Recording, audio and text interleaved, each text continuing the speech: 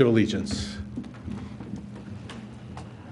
Pledge allegiance to the flag of the United States of America and to the republic for which it stands, one nation, under God, indivisible, with liberty and justice for all. Thank you and welcome to the July 27th Villanova CICD Care Group meeting. First item of business is to adoption of our agenda. So I'll ask for a motion to adopt our agenda. So second? Second by Rick. Okay, all those in favor say aye. Aye. Passes. Next would be approval of minutes. I'll ask. We've received it and we've had a chance to look at it, so I'll ask for motion to approve. All right. Second. All those in favor? Aye. It passes. I should mention, next item is chair report. I'll just mention briefly. I was informed just a moment ago that by Leah that Bob Zakowski, Township Manager, and Steve Norsini, who's usually part of this group here, were called away to investigate an incident. So they're not sure when exactly they're coming back. So I decided that we should just go ahead, and if they're able to join us, then that'll be fine. If not, if you have any lingering questions that need their opinion, then we'll follow up with them at another time too. So we'll go ahead and do that. Also, as part of a chair report, I'll just mention two other items. One is that because of the nature of one of the discussion items, namely the stream assessment and monitoring of the headwaters of the Valley Run that we'll be talking about towards the end of our meeting, the Environmental Action Committee, Advisory Committee had been meeting upstairs the same day, and I invited them to come on down and be part of that if they wanted to listen and hear about that report from her too. So some of the members are in the back. So thank you for being here. The other thing is that just recently, in the last week or so, the third and final of the speed humps for Albin Lane was installed, and it's it's kind of tangential. It had its origins here. It's not directly part of the CICD care group per se, but it did have its origins there. So with that, I can say that two of the goals that we had for that Albin Lane folks who were very affected by some of the construction has really been achieved. The first is that the temporary speed humps that were put in about a year ago or so I've now been converted to permanent speed humps. And I've heard from probably nearly everybody on that street by email that they are delighted that it's there. I've got very positive messages from those folks, both at the third hump, and all of them are in there. They're very pleased with how they're performing, and so they're glad to have it. And I think it was like a 95% I heard from that said so. The second is the idea they were affected by some of the lighting that happened in the parking lot. And of course, we already had mentioned a bit of this. It's no longer on our agenda because we finished this item, but thanks to two things. One is although Villanova had been found in compliance with their lighting for it, that they had agreed to soften some of the lighting by putting frosted glasses on panes on many of the lights that were there. And the feedback that I'm getting from residents is that has dramatically reduced the glare in their minds, and they're very satisfied with where that's came out. So we appreciated Villanova's use on that. Also, they put in I think a 75-foot plus length fence right at the bottom of St. Thomas Way, which blocks the lights of the cars that come down that way, some of which the headlights were spilling into their yards or had the opportunity to do so. So we appreciated you doing that, and that has seemed to have worked out well. And the last piece of that was last month's zoning hearing board. A few members of the Albin Lane folks who had backyards that were against the Route 100 line, of course, just across the Route 100 line from the parking lot, had been taken advantage of an opportunity to ask for a joint variance so that they could put 2 extra feet of their fences to make an 8-foot fence.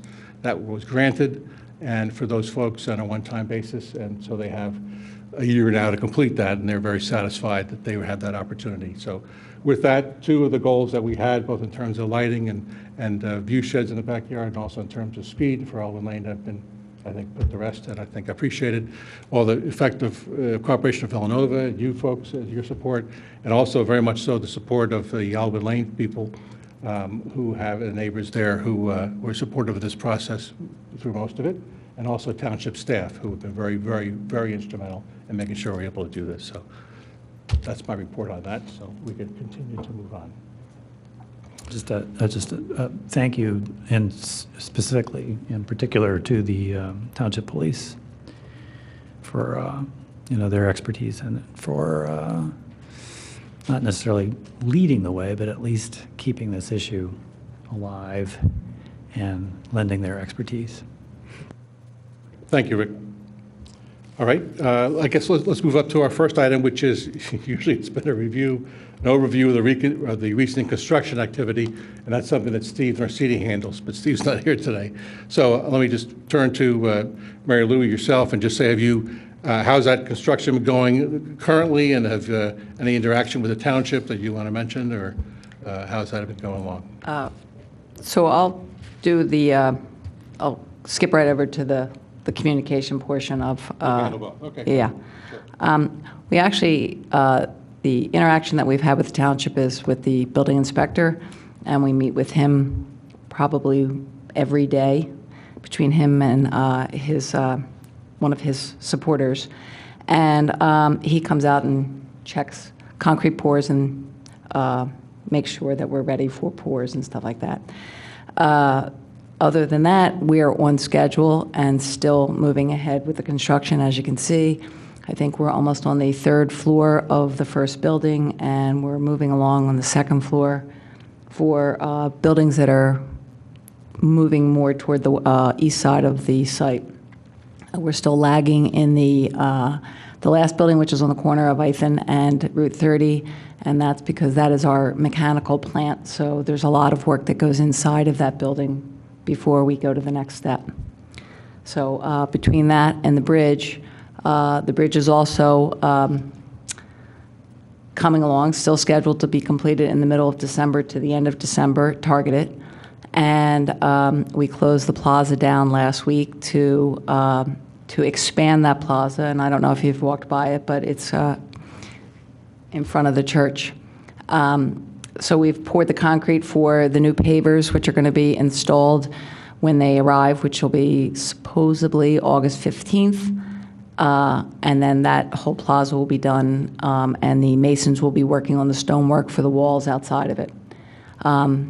And you see right by Lancaster Avenue at the bridge on the north side, which is the church side, the T-wall system going in, sort of like an erector set.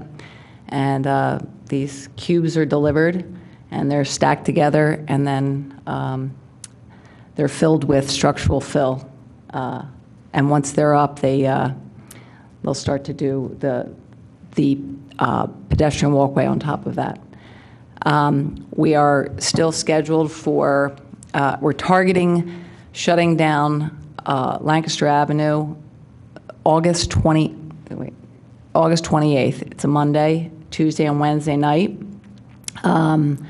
The permit has us closing the road on from 9 to 5 a.m. in the morning, and at that time we will be installing the box beams across Lancaster Avenue. It will not be complete. There will be more work that happens after that, and we're trying to get another one-night shutdown of Lancaster Avenue to install the precast panels that are, what you see crossing Lancaster Avenue. If PennDOT will allow us to do that. If they don't allow us to do that, then we will be doing that during the day, and we'll have to shut down lanes to do that. So again, they can't shut down more than one lane at a time, but it will just take a longer period of time to complete that effort and be probably more disruptive to the township. So we are working with PennDOT closely to see if we can do that. I'm sorry, what was the date again? I didn't catch it quick. Right now, it's targeted for August 28th. That's what I And thought. as we get closer to that, Chris will be communicating that throughout our campus as well as through your neighbors' meeting. Cool. Uh, That's into the 28th, 29th, and 30th, 3 nights. It'll be open in the morning. Yep. It's just at night that it will be closed. And because it's a PennDOT road, there will be notifications via PennDOT, and I'm sure the township will put it out as well. And we'll Right. make sure that's all coordinated. So, much like when Ithan Avenue was closed when we were doing that work, the information came from a bunch of different angles, it'll be like that again this time. Do you, two questions, do you know what the detour will look like? Has that been communicated to you, or is that up to Radnor Township to do yet? No, that's up to the PennDOT. PennDOT to do that? Okay. Yes. Well, we've done it through PennDOT, so Right. they will put out those alerts, and there will be signage that will detour people around. I don't know it You don't know where it'll specifically. be? Right, okay. Well, they detour you all around the place. The only thing that will not detour around the place will be tractor trailers because they won't fit under the bridges. So we will have them detour through our St. Thomas Way site and through. Oh, okay. Wow, okay. That's considerate. It's just who we are. Well, it's principally because otherwise these guys would have to go through some neighborhood someplace, so. They couldn't around Yeah, here they because of the wouldn't be able- bridges. Because of the bridges, right, so that's great, very good. Now, PennDOT tends to send out these notices, and yet they don't end up always be acted on. So when they send out their notice, sometimes people are kind of jaded to them because it's assumed that that's going to happen, and it just doesn't work out that way. Will you be able to kind of more closely define that, yes, this one is a real, Well, this separate will- between the ones that are technically in place and the ones that are really going to happen? Again, it's going to be layers of communication, so people Okay. will still get the PennDOT notices. Yes. And if they ignore them, that's fine, but what'll be different this time is that there'll be additional notices that go out. So, Okay. I encourage you to use your email list. let Yes, I people will, know, yes. And, whoever else has them, who's listening, but we'll certainly, that's what will be different about this one. As we've said at past meetings, PennDOT has a requirement of its contractors that even if they think they're going to be working Yes. in a road, that they have to send out a notice. And so the contractors all err on the side of caution. They can't do it unless the notice has been sent out. So they just perpetually say we're going Right, to be there, and the right. notices all go out. And you're right, it can be a crying wolf scenario. But we'll be able to address that by additional communication this time. Okay, great. So there'll be an extra level of communications on that, so we can know Yep. for sure. Great. I'm glad you answered. I'm glad you'll do that, as we raise it, because then we'll know. Thanks. Any questions for Mary Lou on the communications that we've had so far? No? Rick? Well, just as a matter of curiosity, I think Steve was probably more likely the person to talk to. But I'm just curious about the sewer construction, how that's progressing. And if you could just mention, there's other sewer work. There's something going on with West Campus and rerouting the sewer supply for that as well. I mean, what is the overall scheme, I guess, is what I'm asking. Pardon? I'm not sure what you're talking about with West Campus. Well, it was my understanding that the sewer flows for the dorm project proper are going out North Ithan into Lower Merion service That's correct. down there at County Line. But, Excuse me, Rick. It's not, so what is going to Lower Merion Right. is our main campus. We looked at West Campus and running that there, but that didn't work with Lower Merion. So what we are running is our main campus sewer, which we disconnected. We haven't disconnected it yet. It is, there's a line that crosses Ithan Avenue right at Nevin that connects into Radnor sewer system. right, That's being disconnected and rerouted down in front of Bartley, through HSB, under the tracks, and it ties into Lower Merion, right there at County Line Road. Okay. And that's all that's happening there. That's all that's For the happening. sanitary sewer. All right. That's correct. yeah. Sure. Great, thank you. Is there any public questions on this section that we want to talk about before we move on? All right, seeing none? No? All right. Then let's move on to the planning, which is a discussion from the Radnor Township tested by Ritu on the Valley Run. We didn't get to that last time, and we pushed it to this time, which is fine. It's timely to do it now as well. So let me invite up Steve Gabriel from Ritu to talk about that study. For those who, there are some extra copies in the back there if you want it from those people that are here, and for those who are not, it's posted in their agenda for links to this particular study that have been placed online with our agenda. So, great. Steve, welcome. Yep. Good evening, everyone. Just a brief background, I guess back in March or so, the Board of Commissioners authorized this assessment study of Valley Run. It was to be in two parts. The first part this spring, the next part next spring. So a year from now, or a little bit less than a year from now, the authorization was to repeat that that process to have some basis for comparison. But what we did this spring sets up the baseline, the sampling baseline. I think generally speaking, the findings of our report reflect what you would generally expect of a fairly urbanized area. The conditions in Valley Run continue to evolve as you get further away from Route 30 and the Villanova campus, as you get down into the watershed. But let me introduce Mark Metzler. Mark led the assessment, did almost all the field work, and so I had Mark come down tonight to present you with a bit of a summary review of the report, and then be available to answer any questions that you have about the report or conditions out in the field. So I'll turn it over to Mark. Thank you. Thank you. I feel like I'm talking to people behind my back here, so I'm trying to kind of do. That's quite all right. We're used to that. I'm ignoring you. No. A little bit about myself, so you kind of know who's speaking to you tonight, where I'm coming from.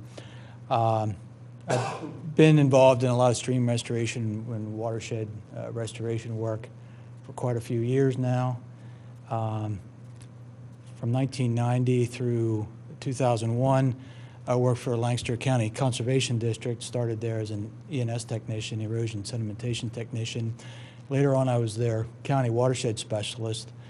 During that same time, I was a deputy waterways conservation officer for 6 years in there with the Pennsylvania Fish and Boat Commission. That was kind of an interesting side job, but still stream and fisheries related. And in 2001, then I came to RITU. I'm currently a senior environmental scientist with RITU since 2001.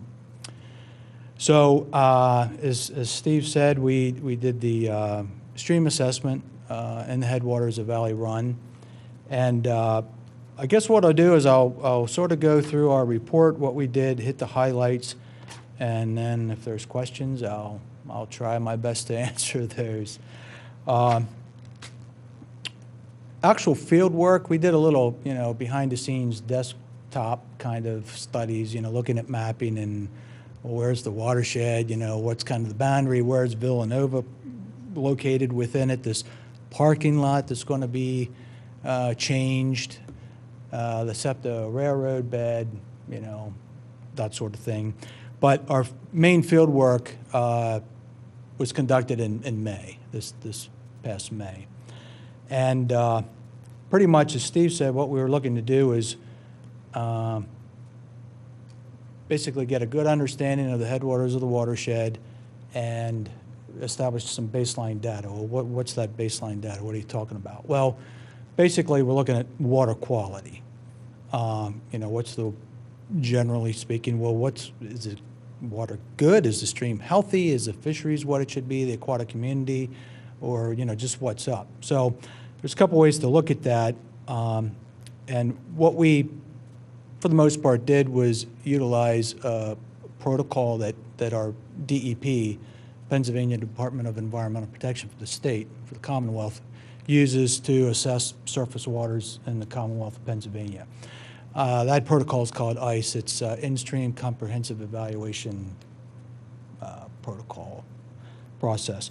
So what you're looking at is sort of the land use and the landscape within the watershed itself.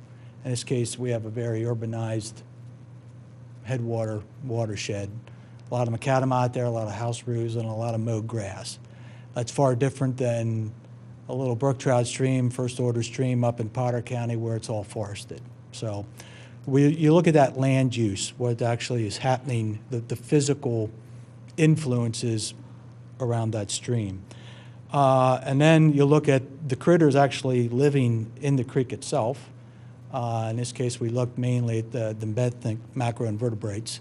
Those, or more or less, you can think of them as aquatic insects that need to live in the stream. they're stuck with it. You know, if something happens or some kind of pollution event or something, they're a good indicator of the water quality because they just can't up and leave, especially depending on what life stage they're in. If they're larva stage or eggs, they're stuck. They got to sit there and take it.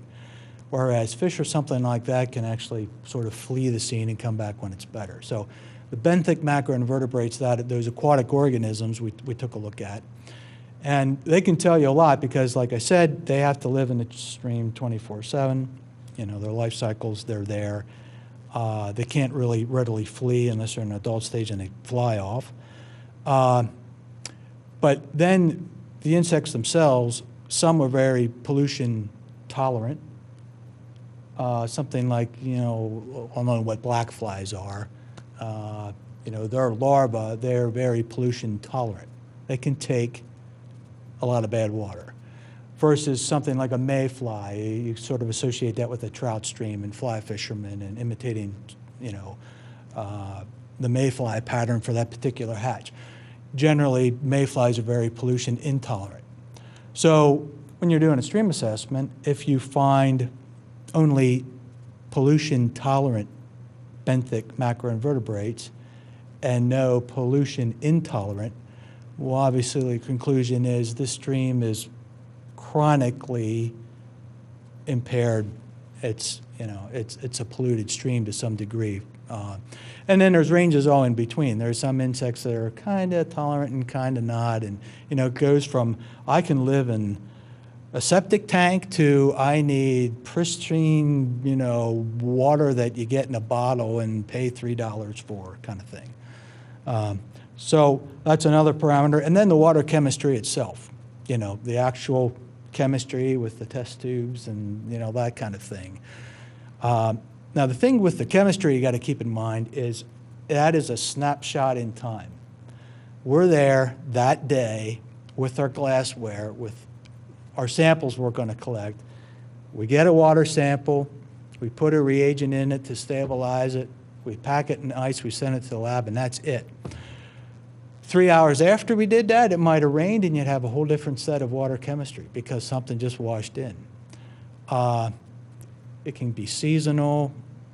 It's a snapshot in time, so it's important to kind of keep that in mind. But some things through water chemistry you still can wrap your head around of and kind of helps you sort of paint the mental picture of what's going on in that watershed. For example, metals that would be in sediments and things like that, those are there. So you can pick some of that up. And it's not like it's suspended and washing through the watershed. So you can get some of that stuff. And in fact, we did, and some of that shows up in the results we'll go over later. So those are kind of the things we were looking at. And then it becomes a matter of, well, where are you going to go looking? So, well, you're assessing a stream, you go in the stream and you do your stream thing. So that then led to, okay, well, where does this stream, for all intents and purposes of doing this monitoring, start? So for us, that took us to just downstream of the SEPTA railroad bed, you know, that culvert that's there. And there's sort of a power line area there, too, that's kind of bare. And then just downstream from that is the Alden Triangle. You folks are all familiar with that. And then on down through to Macroon Park was our last pit stop where we did our sampling. So again, the sample points, sampling locations, there were 4 of them, right below the railroad bed. And then just before the road culvert in that section of stream at South Ethan Avenue. And then from there down at Brooklea Road, am I saying that correct? Brookley? Okay, Brookley Road. And then down at the park.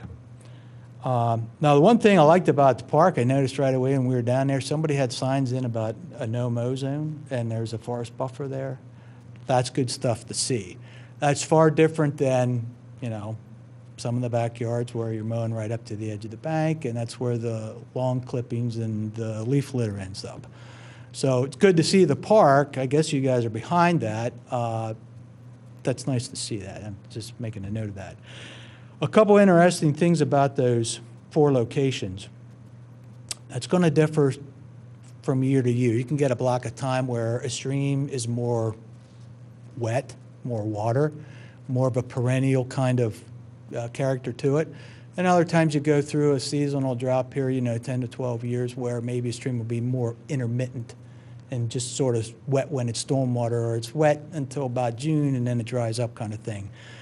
Just based on our immediate information and going back, all this data we have going the whole way back to May of this year, which is, it's a snapshot again.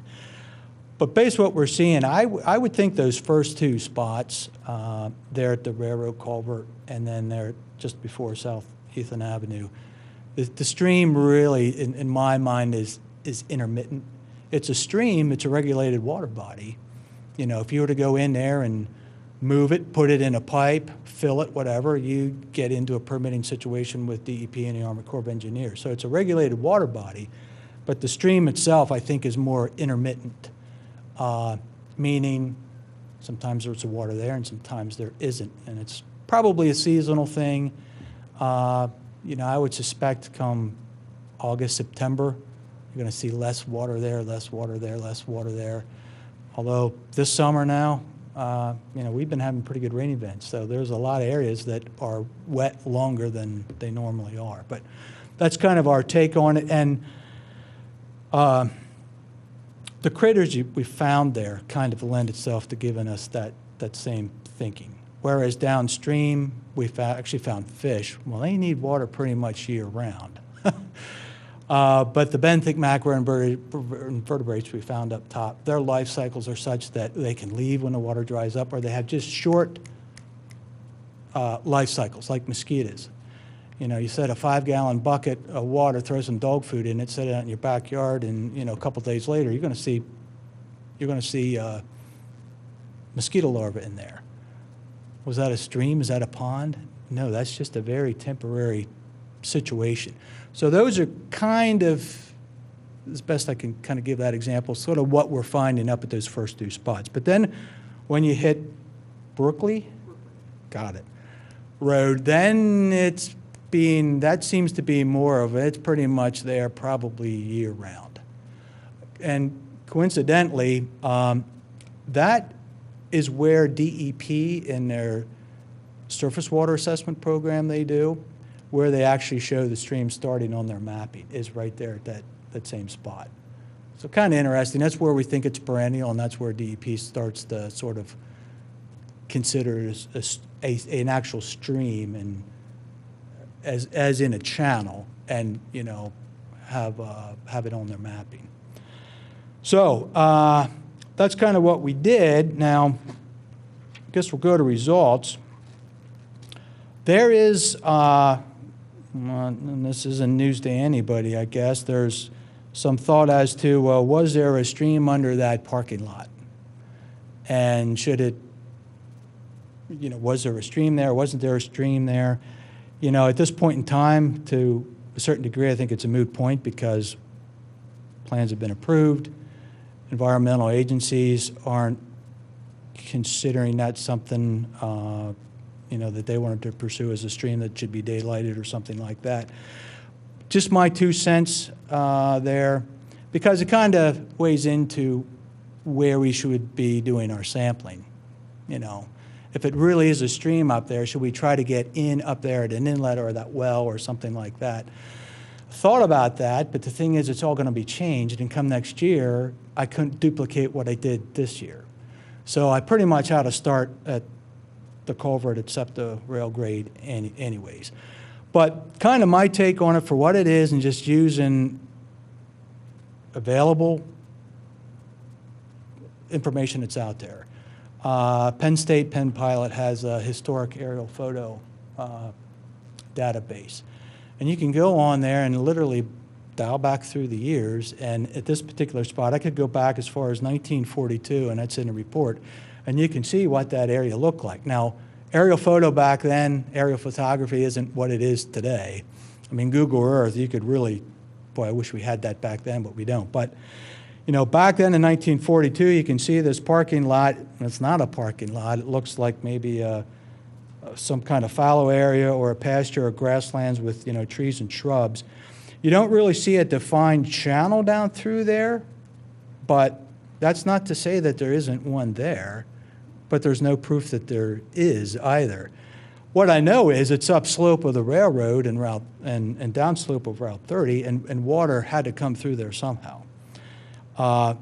What is interesting in that photograph is if you know where the culvert and the railroad is now, that Alden Triangle area back then in 42, as it is now, is pretty much a wooded area. And in my mind, I'm led to believe that, oh, there's a reason for that, and that's because there was a stream went down that edge, and it just wasn't worth, the juice wasn't worth the squeeze to cross that stream and get into that wooded area. Plus, there's wetlands there and everything else. So I would think back in 1942, given that tree line, that railroad culvert is probably very close to where, if not where it is today.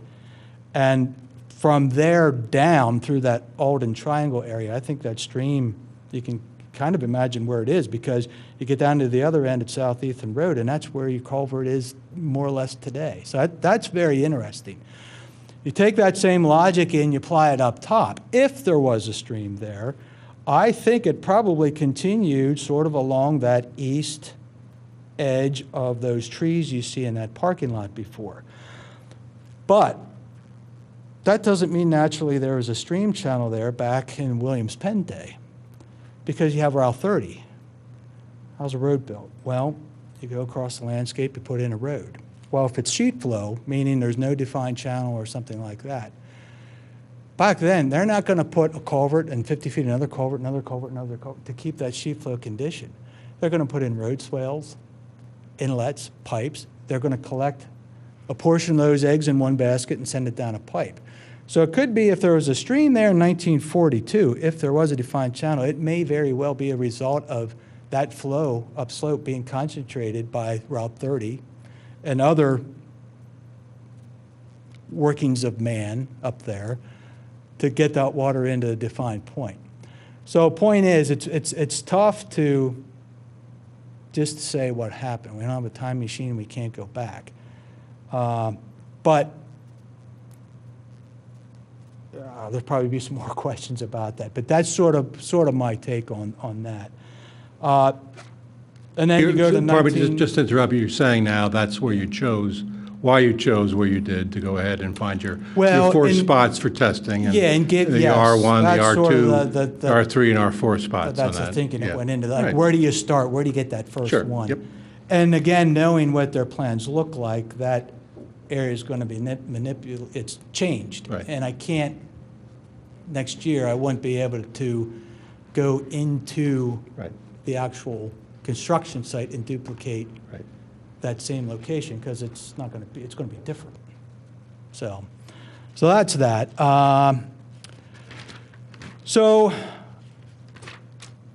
to the habitat stuff, very quickly, if you looked at the report, well, there's photographs in there. I think they're pretty self-explanatory for those of you that read the report.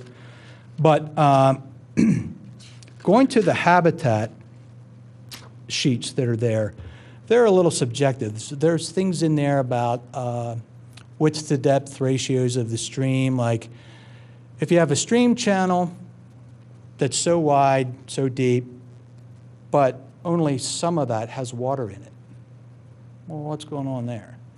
Well, that starts you to believe that, well, we're either in just low flow condition, and and other times of the year, the stream has to be this big to accommodate the typical flow that comes down there. Or in urbanized settings, what you can get lends you to believe, and it just is sort of proof in the pudding there, that, well, their stormwater comes ripping down through here now and then. And that stream has to be actually that big to accommodate that stormwater flush, but the actual base flow in the stream is much less than that in a typical normal flow. So those habitat sheets kind of are in that realm of thinking. They're looking at those sorts of things. Vegetative cover, are the banks stabilized? Is there heavy sedimentation on the stream bottom?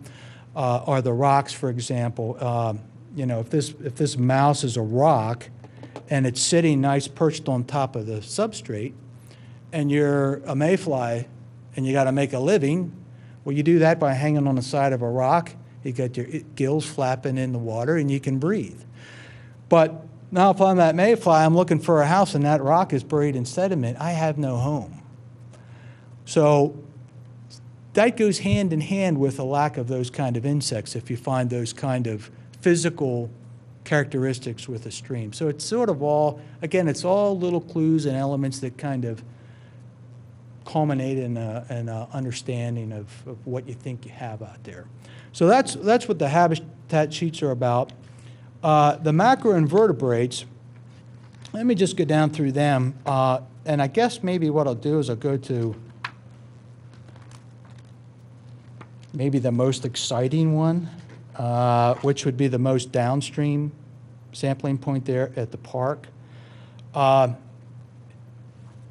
interesting thing, now these are in Latin, but I'll give you kind of the common name to them. Is there a page that you can refer us to? Oh, boy. That one? It would be,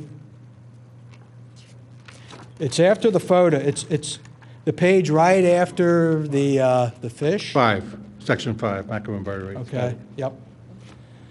Right after the picture of the fish. So we found, for those of you that live in the watershed, now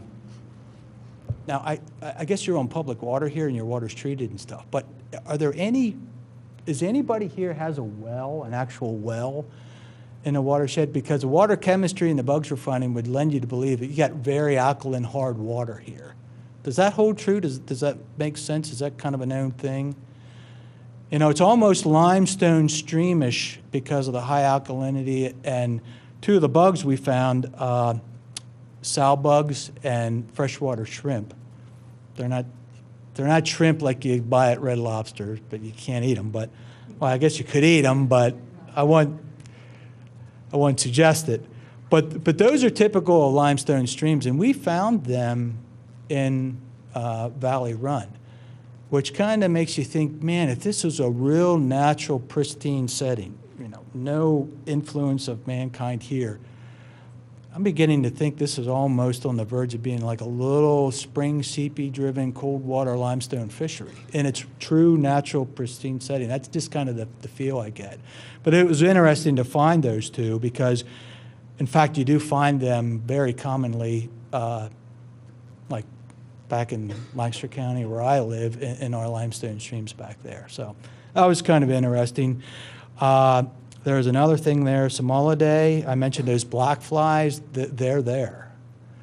And those, as far as pollution tolerant go, those are the ones that can really they can hack it in some pretty nasty water.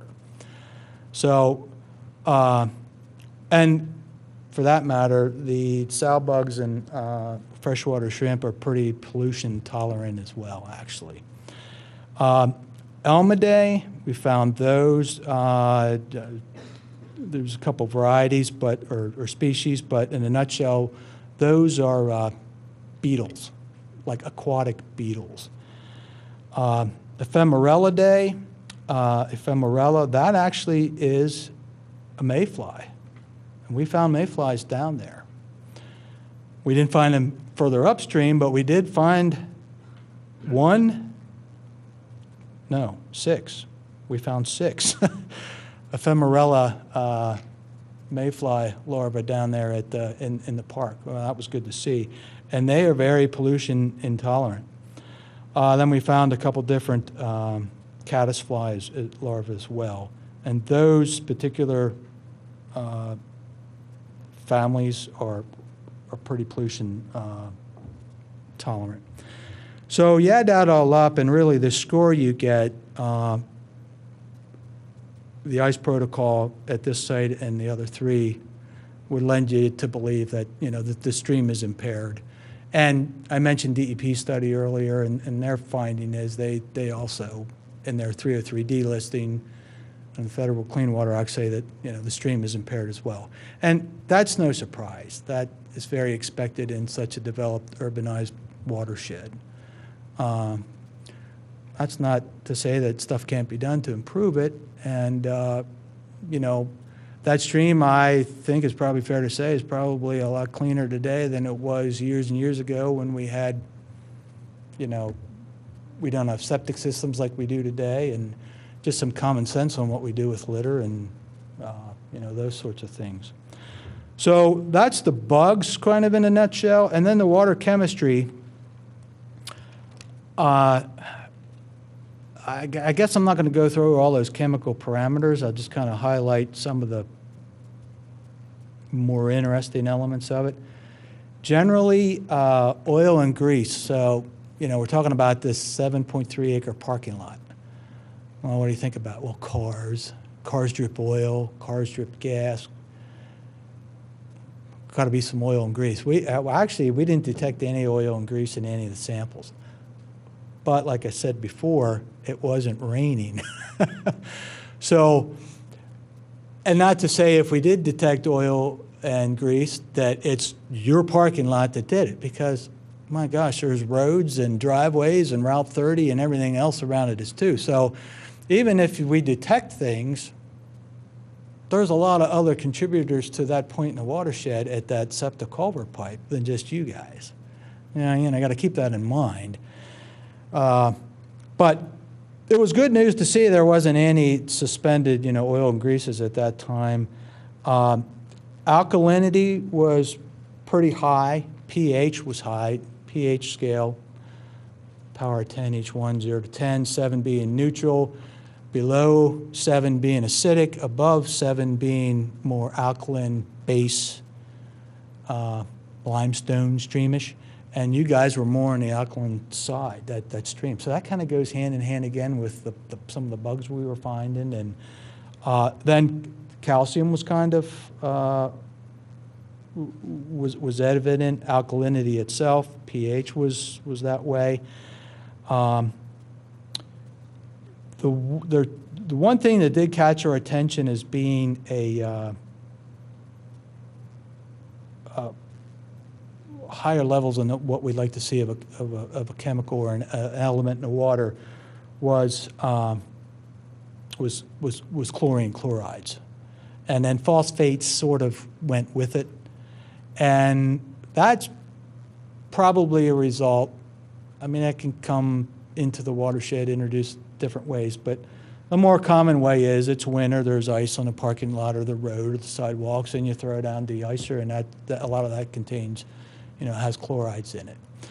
And then that gets diluted, washed into the stream, caught up in, you know, materials. A rain event gets released a little bit, flows downstream a little further, settles out. But that's kind of, it wasn't surprising that it's there, but, you know, it is.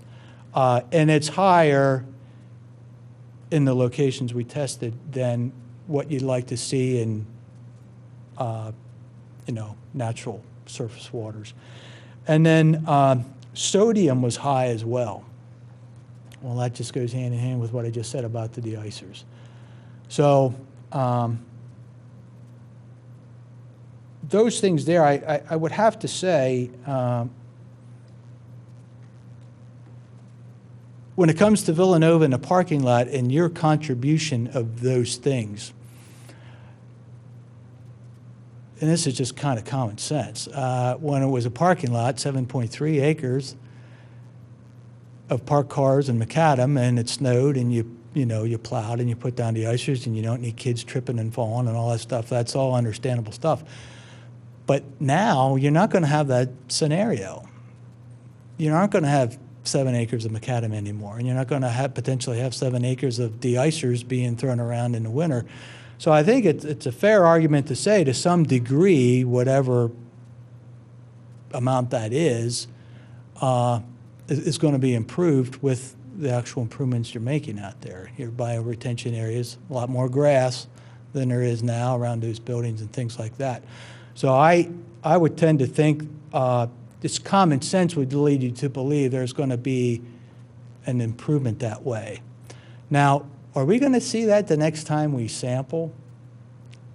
I don't know.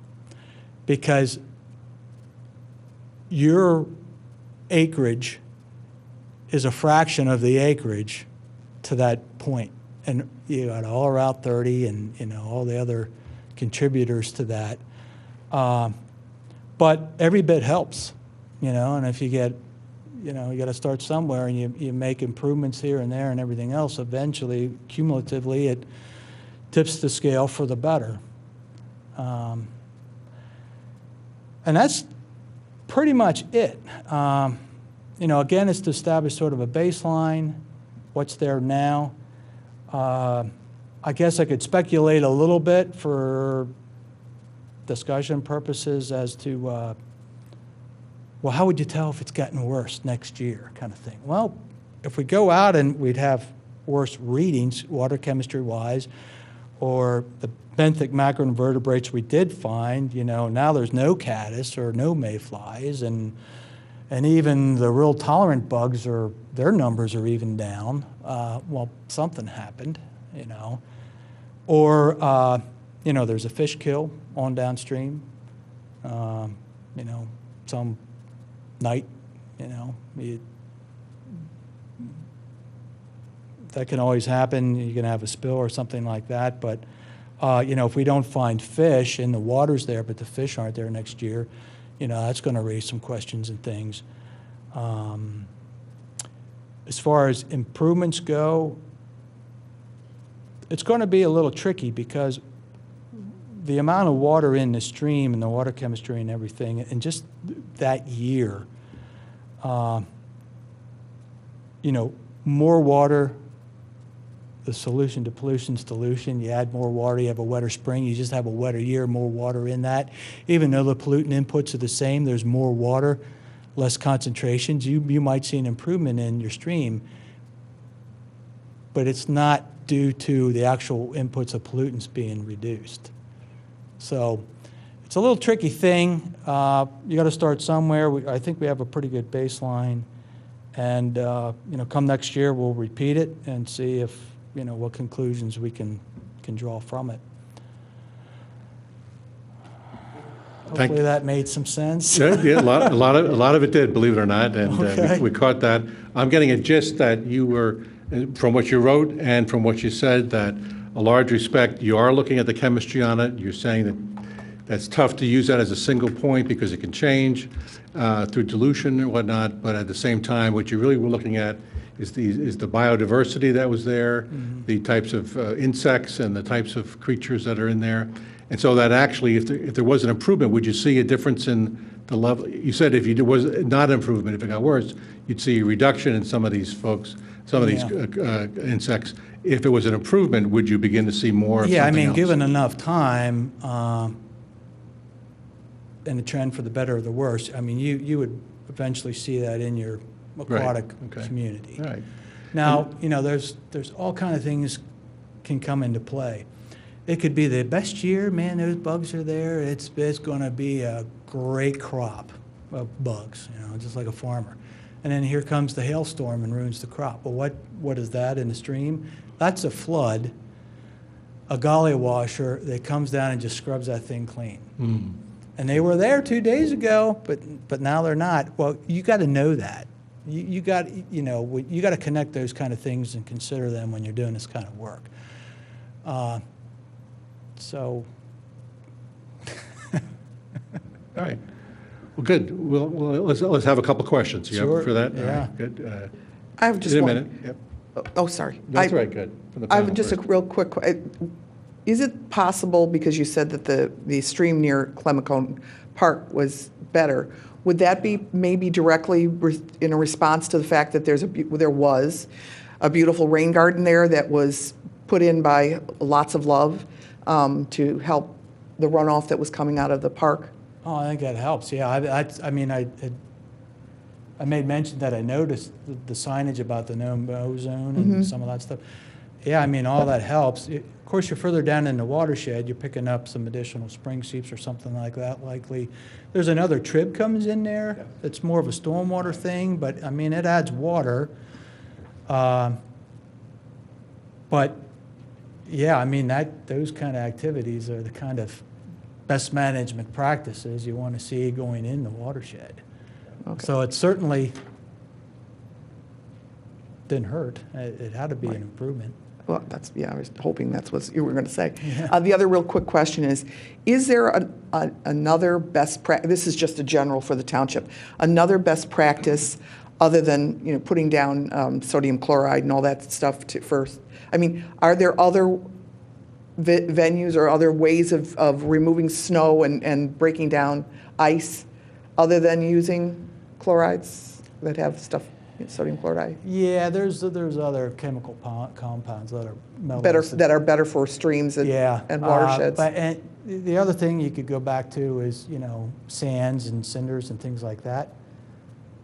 But then you introduce another problem, and that's one of, sediments. Right. So it's a tricky thing, and it's a cost thing, it's a time thing, it's a public safety issue. Right. When we see that, when we get to our MS4 project. Yeah, that's the time to delve into that Township-wide, we'll see that with That's our what I was- MS4, which is coming up Because we next had, time around. all of our streams were Right. Ds and Fs. I mean, hello, they were all red. All Pennsylvania. I mean, and we have a bunch of them, so, There is a lot, yeah. So, I mean, whatever we can do township-wise, even our little corner, is better than not. I think we'll see that reported out next Board of Commissioner meeting, when we get that report about their MS4 projects going forward. Street sweeping, that kind of stuff, that's Right. probably tucked in your MS4. Good, okay. Other questions from the panel first, and then we'll go to the public? All right? Well, You got just, something? just one quick question about the specific question of contaminants mobilized by the construction and then entering the watershed. Yeah. One of the contaminants that the other two report uncovered is somewhat elevated levels of lead, various places in Main Lot. What indicators should we be looking for, or do we already have in our possession that would indicate that there's lead in the water at elevated levels?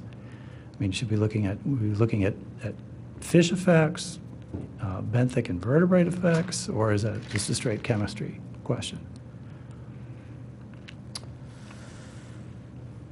I know we had tested for that, our geosciences guys up on the site.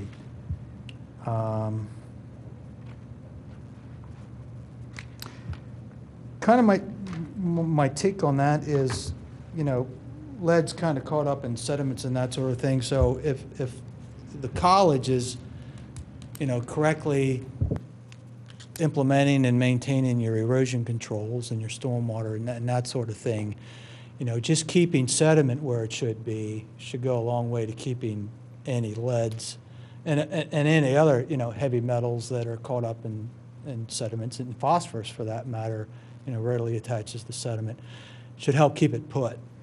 So how it shows up in the water, so many of these things are a little tricky, and it's hard to just go to a study and find a reading that lead should be up to this so many parts per million or milligrams per liter, and then it's bad for fish.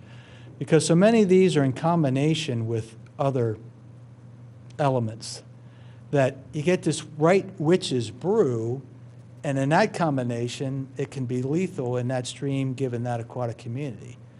And over here at that level, with the other elements that are in there, it's not an issue. So I'm not sure how to quite answer your question about lead, in all honesty, for Valley Run, other than I think you'd want to see at least a good attempt to Right. maintain these EMS controls. And just to sound, I don't want to sound bloodthirsty, but the fact is I'm not really concerned about the health of the fish. I'm just curious what indicators, what signs are we likely to see that there is lead or that lead's on the move? I don't know that, like visually you would see that.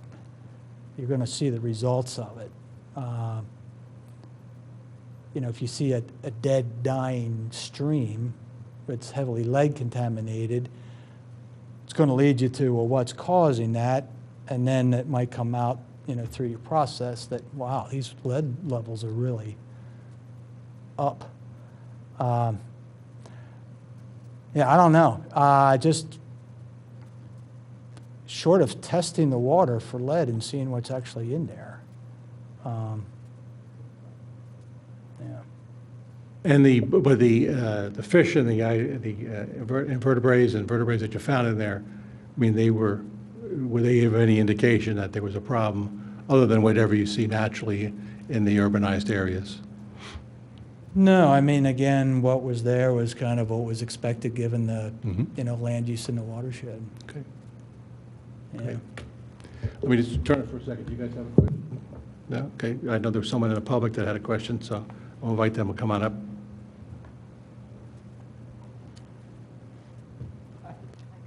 Welcome. Welcome. I appreciate your indulging me to ask a question early because I do need to leave. I did want to thank you for doing the report. I know this is complex, and it's, even though we'd like to think it's an exact science, it's probably not as exact as we would like it to be. I think one of the things that was most interesting that you brought up was the fact that at Clemacrone Park, things seem to get better.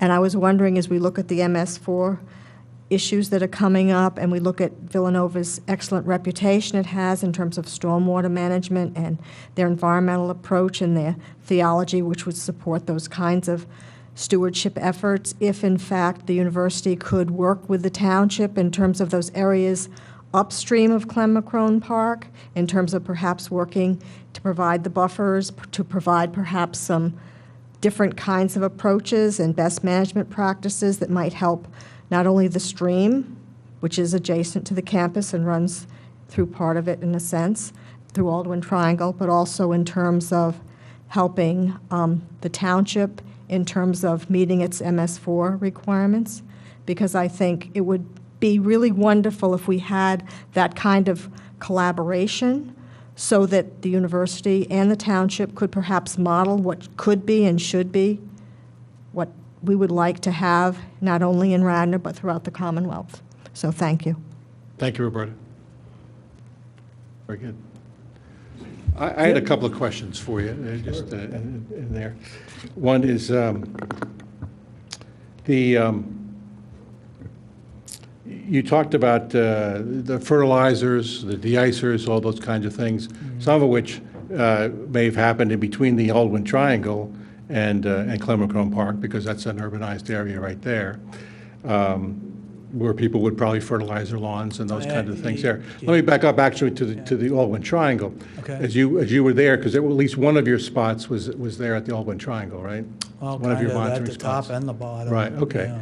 And, I mean, that's a pretty open area and naturalized area. Was there anything in there that you felt would contribute to a degradation of the stream, or was contributing to the fact that was keeping the stream natural? No, I'd say that area is,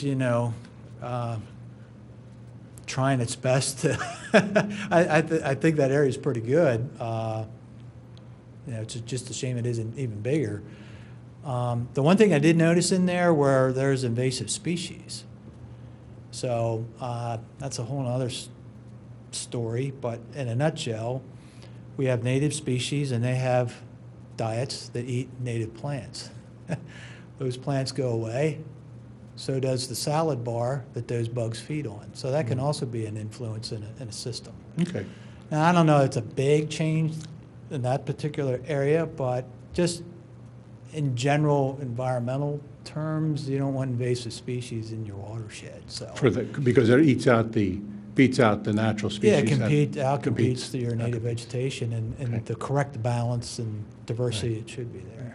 Well, for an urbanized area, maybe we'll hear more of this when we hear about our MS4 requirements and what we need to do to meeting those. But using this as a test case, so to speak, and one of the reasons why I encouraged that we did do this kind of testing is that not only would it tell us what we were with the projects, not only Villanova, but also Clemacrone Park, where we're doing major redevelopment. So we want to see, hey, is there an effect here? Can we see a before and after picture and all that?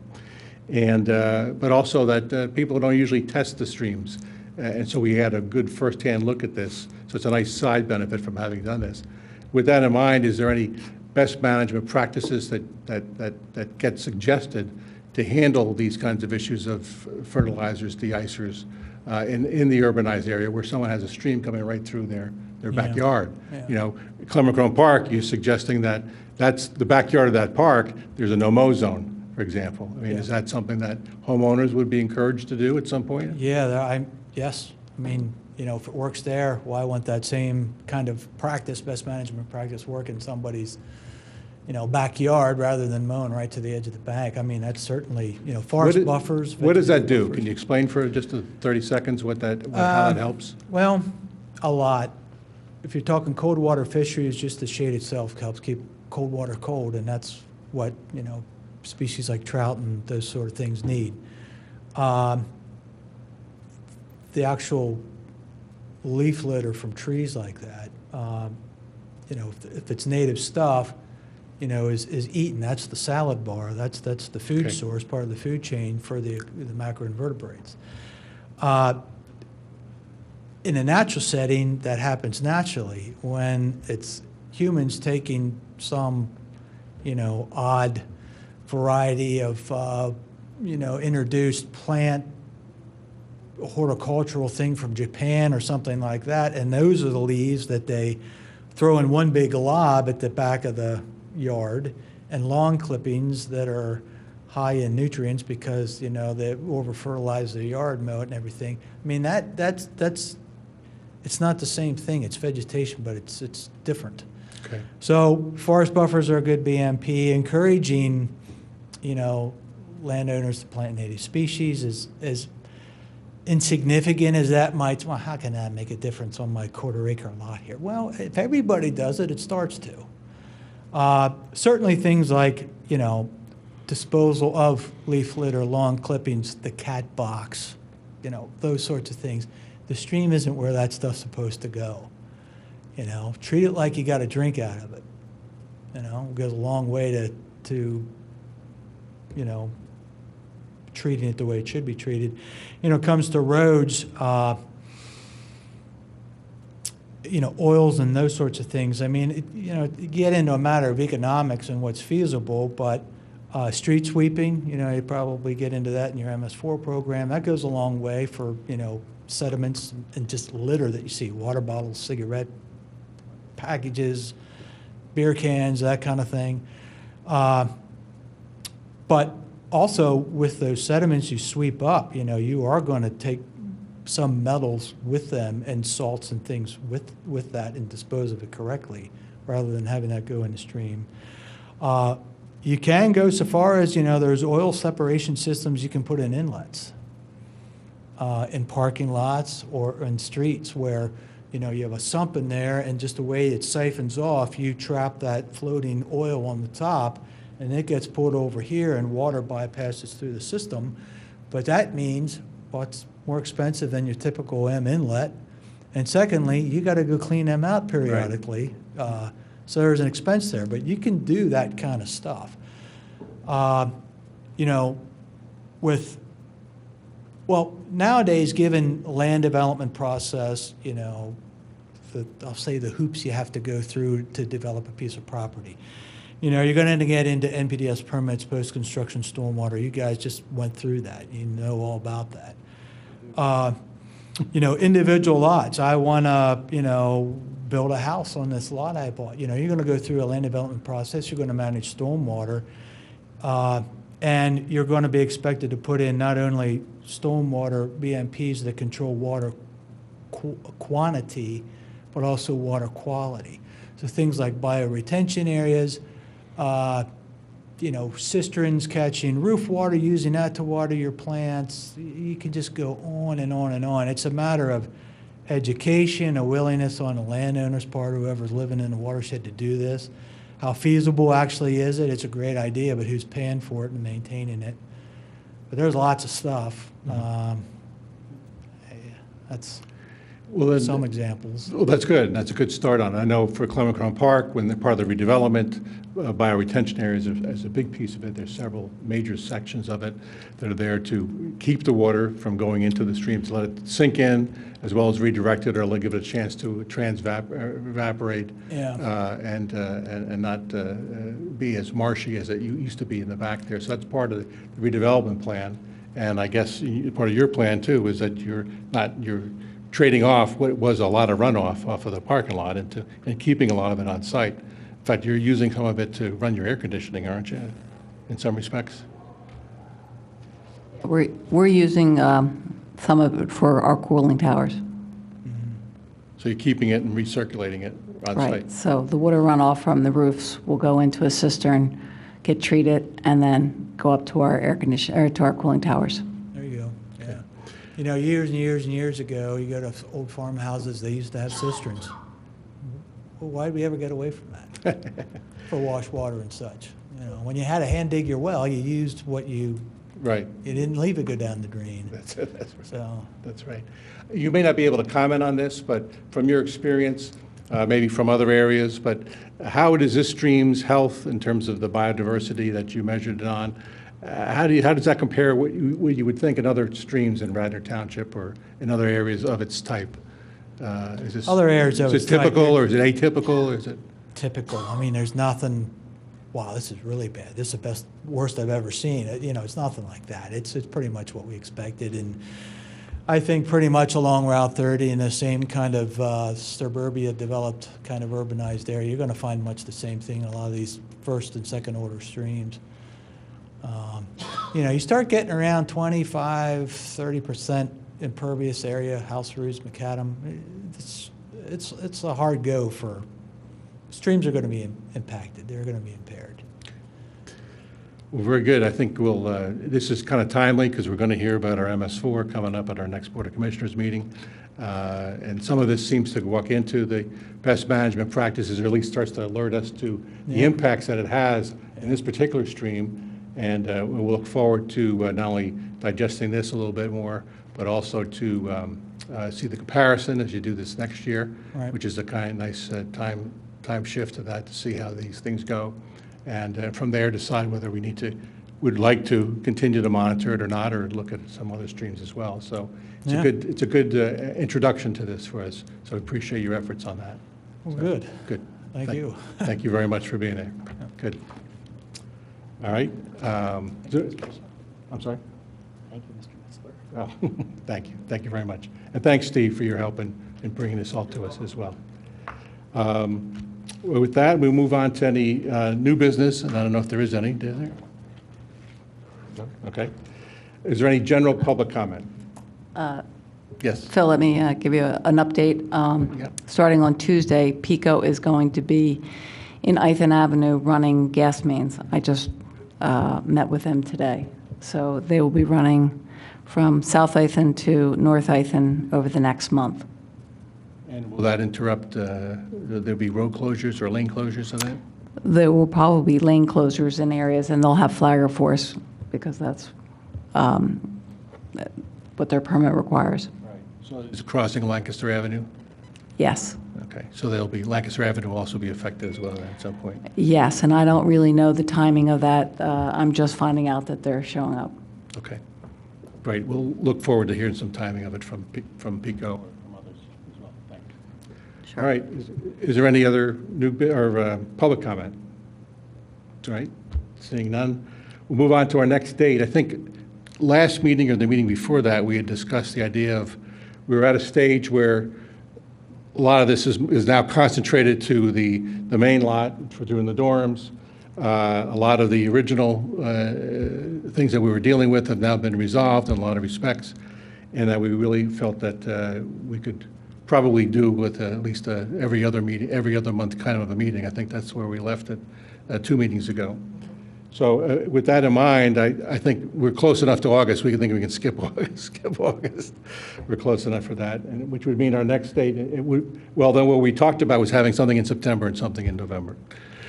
Which I think fits nicely unless we see another reason to do it, which would really mean our regular dates would be September 7th and November 2nd. So can we move ahead to create those dates? What do you think? You guys as well? I know Bob and Steve would probably make it happen, whatever needed to. All right. All right. So we will not have August, we will not have October, and not have December. In November, let's have in mind to decide how we'll definitely have a January and see where we go from there. All right? Fair enough? Okay. So we have consensus on that. Very good. With that, I'll thank everyone for attending and entertain a motion to adjourn. All those in favor? Aye. All right, passes. Thank you very much. Thank you, guys.